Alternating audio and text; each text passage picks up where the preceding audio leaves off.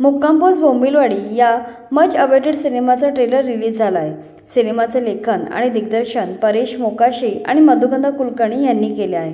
त्यांच्या याच नावाच्या नाटकावर आधारित हा सिनेमा त्यांनी बनवला आहे। ही जोडी म्हणजे सिनेमा हिटच असणार हे समीकरण पक्का आहे। परेश मोकाशी यांच्या कथेवर आणि दिग्दर्शनावर डोळे बंद करून विश्वास ठेवता येईल, कारण आतापर्यंत त्या दोघांनी जे जे चित्रपट केले आहेत ते सगळे सुपरहिट ठरले आहेत। त्याला हा चित्रपटही अपवाद नसेल। आता त्यांच्या दिमतीला प्रशांत दामले, आनंद इंगळे, वैभव मांगले, गीतांजली कुलकर्णी, अद्वैत दादरकर, प्रणव रावराणे, रितिका श्रोत्री, सुनील अभ्यंकर, मनमीत पेम अशी तगडी स्टारकास्ट आहे। त्यामुळे 100% मनोरंजनाची खात्री आहे।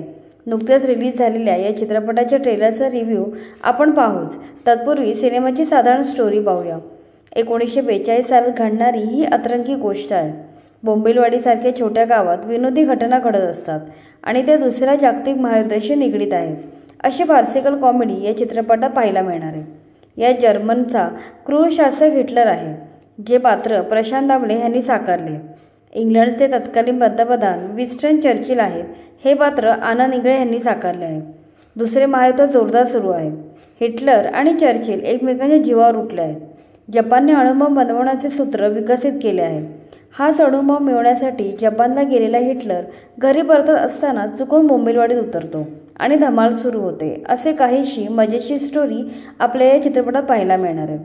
हिटलर आणि चर्चिल मराठीत कसे बोलणार आहे ह्याचे मजेशीर कारण देत ट्रेलरची सुरुवात होते।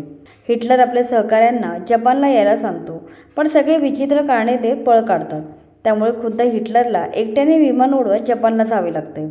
जपानवरून अणुबॉम्बचा फॉर्म्युला परत घेऊन जाताना हिटलरचे विमान भरकटते आणि तो बोंबिलवाडीत जाऊन पोहोचतो।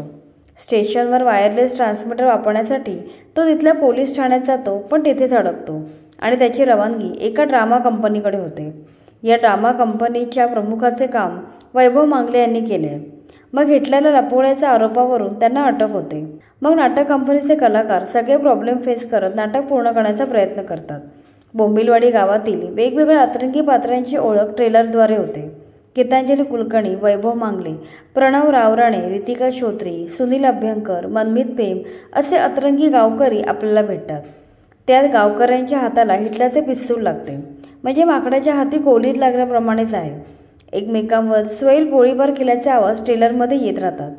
त्यात भरीला भर म्हणून गावात एक जिवंत बॉम्बही असतो। हा बॉम्ब फुटो ना फुटो, सिनेमागृहात मात्र हास्याचे फटाके फुटणार आहेत हे नक्की आहे। त्यात परत मनमीत पेम हिटलर बनून येतो, त्यामुळे खरा हिटलर कोण यावरही गोंधळ निर्माण होतो। या साऱ्या गोंधळात नाटक मंडळीचे नाटक पूर्ण होणार का? हिटलर परत जर्मनीला पोहोचणार का? बोंबिलवाडीत असणारे बॉम्ब फुटणार का? दुसरे महायुद्ध संपणार का? आणि एकूणच जगाच्या इतिहासात बोंबिलवाडीचे गावकरी काय उलथापालथ घालणार? या सर्वांची उत्तर मिळवण्यासाठी तुम्हाला 1 जानेवारीला थिएटरमध्ये जावे लागेल। ट्रेलर पाहिल्यावर चित्रपट तुफान विनोदी असणार याची खात्री मिळते।